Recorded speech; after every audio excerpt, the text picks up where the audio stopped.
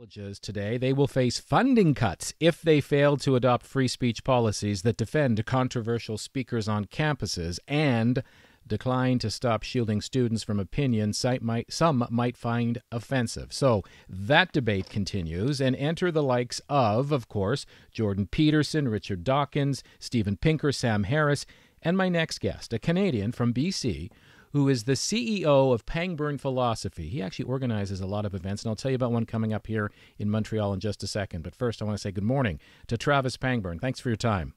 Thanks for having me on. Hey, give me a summary. What is Pangburn Philosophy? How do you define it? Well, the Pangburn Philosophy, simply put, is let art and science inspire. I think fundamentally as a human being, you can't live a maximally fruitful life without a healthy dose of artistic and scientific inspiration in your life.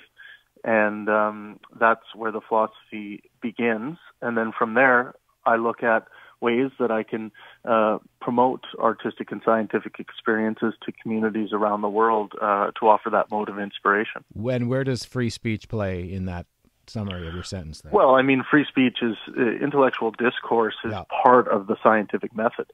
And we need to be able to have conversations without feeling like we're going to say something that gets us thrown in jail because people happen to be offended. Some of the greatest ideas that humanity has ever come up with come out of this kind of discourse, feeling free to speak about controversial topics and to come to a consensus about what are good ideas and what are bad ideas, and doing live events and having live discussion and long-form discussion, which is now becoming popularized. This is the way to suss out these ideas. Safe to say that you feel political correctness has hijacked free speech? Oh, yes.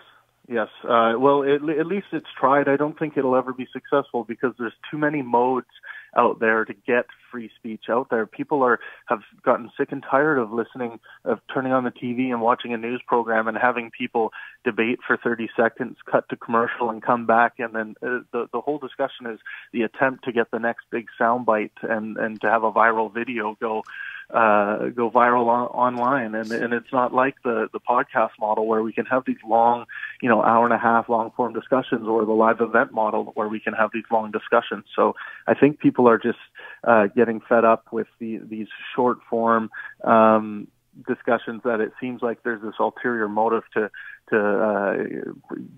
have this popular short clip online. So yeah. You say people are fed up. Is that why the likes of Donald Trump and in Ontario, Doug Ford have been elected? Well, I think that's part of it.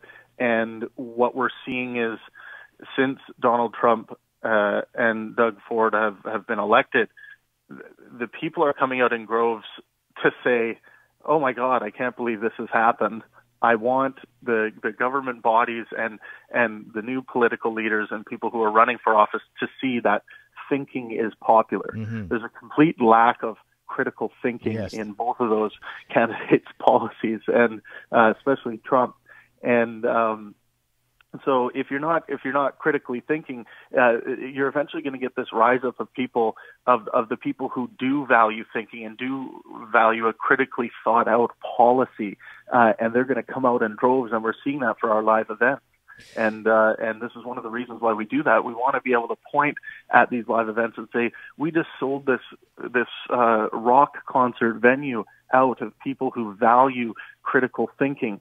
So hopefully the next people in line to run for political office are going to say, well, I should actually critically think out my policies.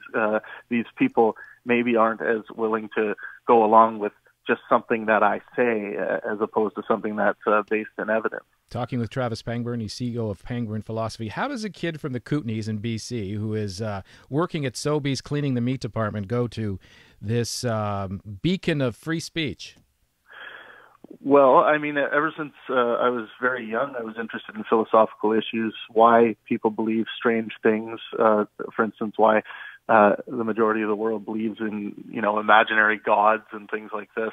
This became very, very interesting to me at a young age. And I really was interested in thinking and discussion, and but I was also interested in art. So I had this deep connection to music. I'm a musician. I was an actor for a big part of my life, and so basically, I wanted to build a life philosophy, based around the way I think people should approach life, and the kind of the state of mind we need to put ourselves in order to get to the next level as a human race.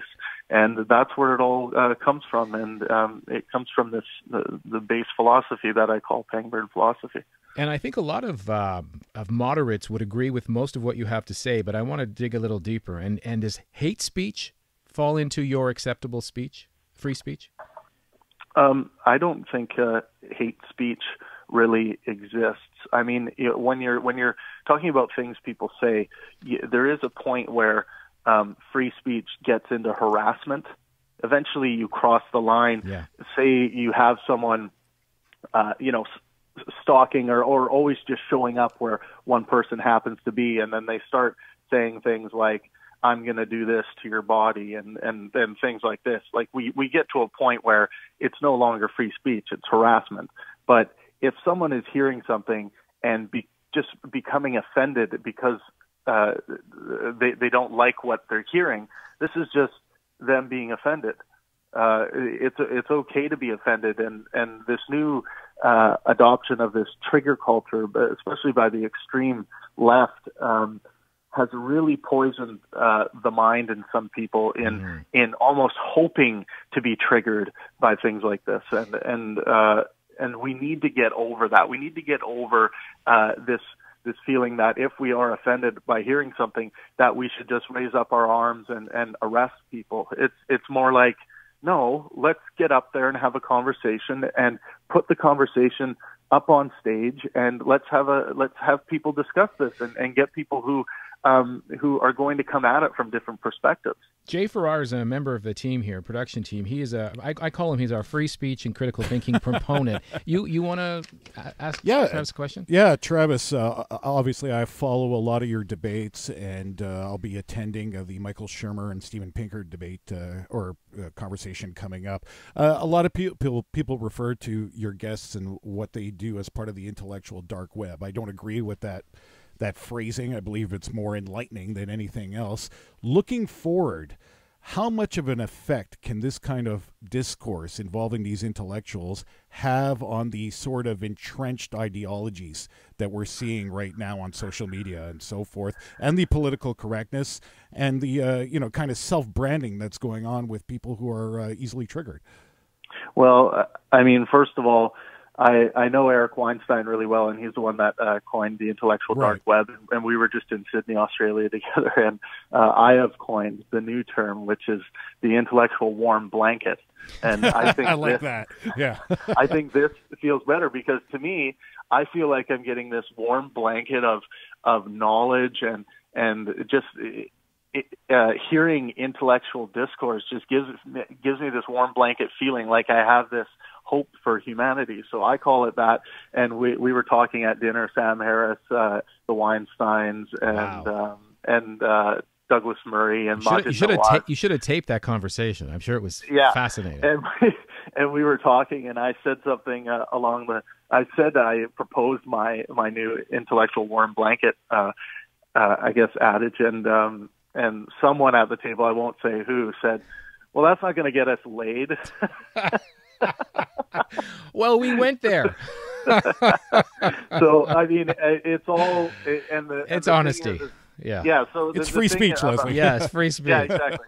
The thing about this is that it's okay to have fun with this movement, and this is important to me. And when I introduce these speakers, I introduce them like I'm at a WWE arena, or I'm introducing two boxing opponents, just to add some levity to the evening and set the tone up for the best possible place for these intellectuals to go. Okay. And I think that's important. And as far as the effect on these cultures, I think we're already seeing that people don't want to be wrong. They really don't want to be believing false things. But they also want to be listened to. And that's where the two have to marry, and that's what you're trying to do. I'm out of time. I'm sorry to cut you off. I want to give a plug. Yeah, no worries. In one corner, Steven Pinker. The other corner, Michael Shermer. It's happening at the Olympia Theatre on September 16th. Travis Pangburn, thanks for your time. Thanks for the conversation. Thanks for having me.